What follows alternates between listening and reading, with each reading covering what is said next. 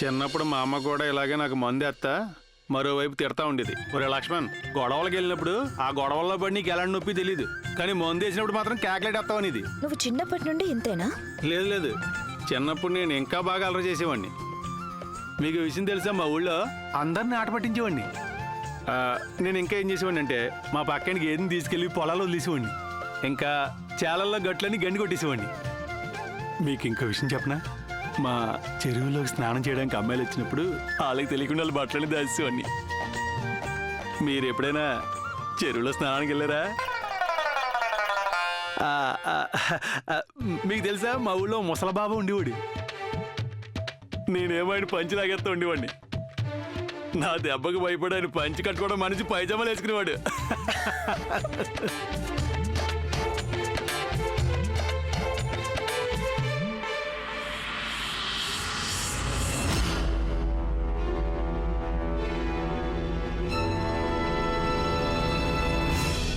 ఎంత బాగుందో.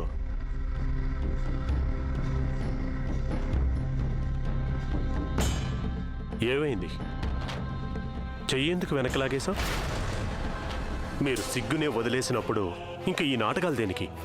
మీరు చెయ్యాలనుకునేది మా కళ్ళ ముందే చెయ్యండి. చూడండి ప్రభు, ఈ సమయంలో మీరు ఎక్కడి నుంచి వెళ్ళటమే మంచిది. అయితే ఇక నువ్వు చెప్తావా మాకు మా గదిలోకి మేము ఎప్పుడు రావాలో ఎప్పుడు రాకూడదు అన్నది?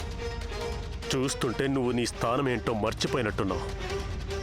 నీకు నీ స్థానం ఏంటో గుర్తు చేయక తప్పదు.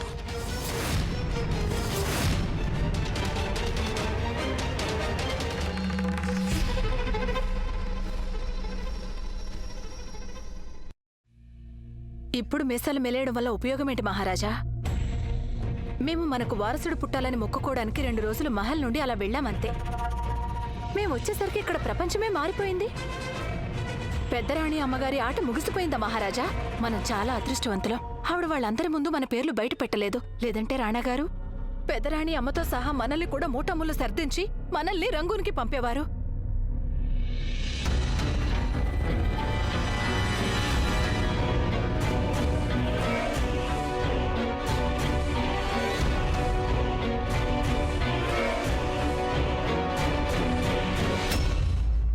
చంద్రవదన్, మీరు మా పుత్రులైనందుకు మాకీరోజు గర్వంగా ఉంది.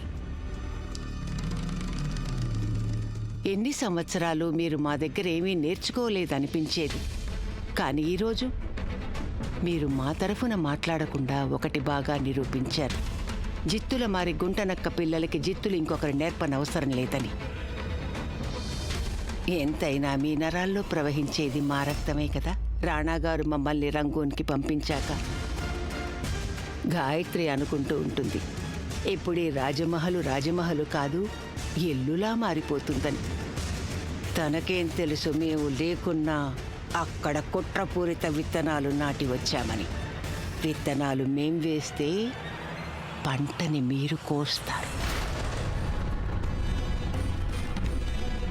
మిమ్మల్ని మేము ఆదేశిస్తున్నాం. మేం చెయ్యలేని పనిని మీరు పూర్తి చెయ్యాలి. భగవంతుడు అనిపించుకునే ప్రయత్నం చేయకండి. భగవంతుడితో పోల్చొద్దు స్వర్ణ. రాక్షసులం. ఇంకొకసారి మేం మిమ్మల్ని ఆ లక్ష్మణుతో కనుక చూస్తే మీరు మిగలరు. ఆ వీధుల్లో తిరిగే పల్లెటూరి కుక్క ఉండదు.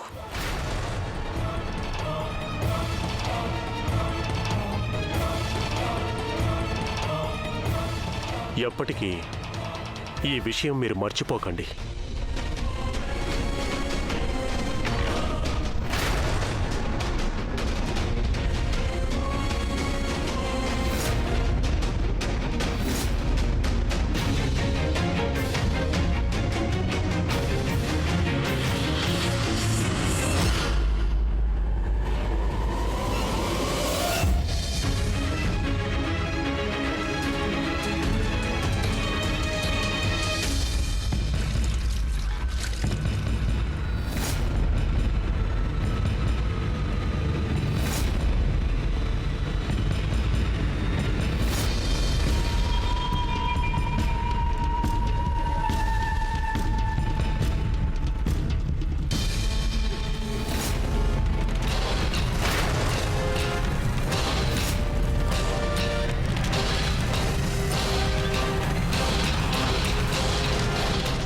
ఇదిగో పెద్దన్నా, ఒకటి చెప్తున్నా, వీణ్ణి నేనే చంపుతా.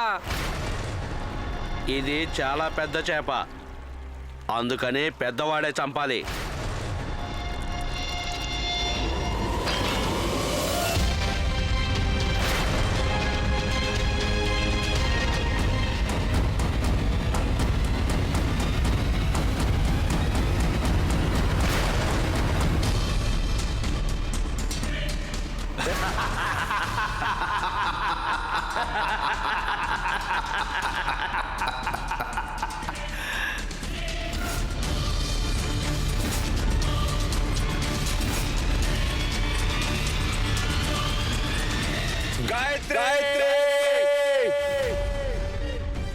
ఒకవేళ రాణా గారు డాక్ బంగ్లాకి వెళ్ళలేదంటే రాణా గారు ఎక్కడికి వెళ్ళినట్టు? అయ్యో, నేను ఇప్పుడే వెళ్ళి వెతకాలి.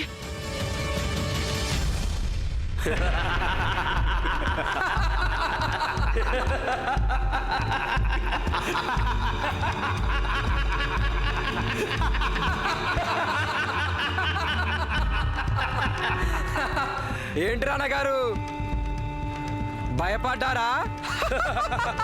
అలా భయపడి ఎవరిని తలుచుకున్నారో చూడు.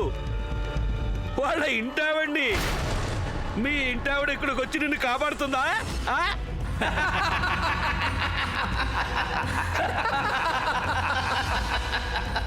ఏంటి రానా గారు, పెళ్లికి ముందే ఇలా పిల్లిగా ఉన్నారా, లేక పెళ్ళయ్యాక ఇలా పిల్లిగా మారారా? ఒక్కసారి కట్లు విప్పి చూడు, అప్పుడు స్వయంగా నీ అంతటి నీకే అర్థం అవుతుంది పులులెవరు పిల్లులెవరు. ధైర్యం ఉందా? బాలే మాట్లాడాడు. ఇప్పుడు వీడిని చంపితే వస్తుంది మనకు మజా. మనకు ఎన్నో రోజుల తర్వాత ఒక సింహాన్ని చంపే అవకాశం దొరికింది.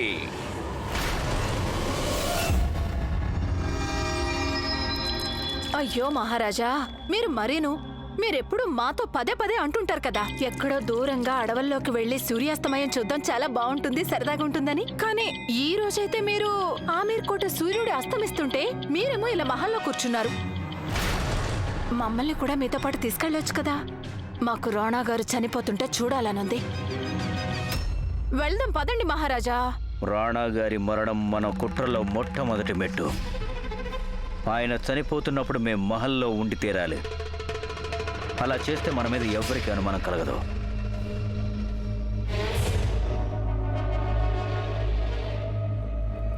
ఈ మారు మేము ఎలాంటి పొరపాటు చేయదలుచుకోలేదు. మీరు ఏ పొరపాటు గురించి మాట్లాడుతున్నారు రాజావారు?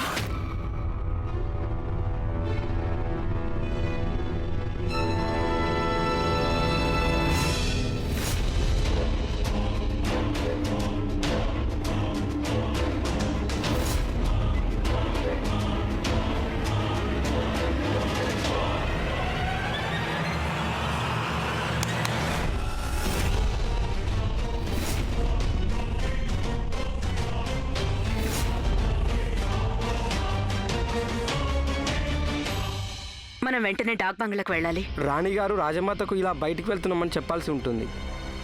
ఎవరికి ఏమీ చెప్పాల్సిన అవసరం లేదు. కానీ మీరంతా నాతో పాటు వస్తున్నారు. పదండి.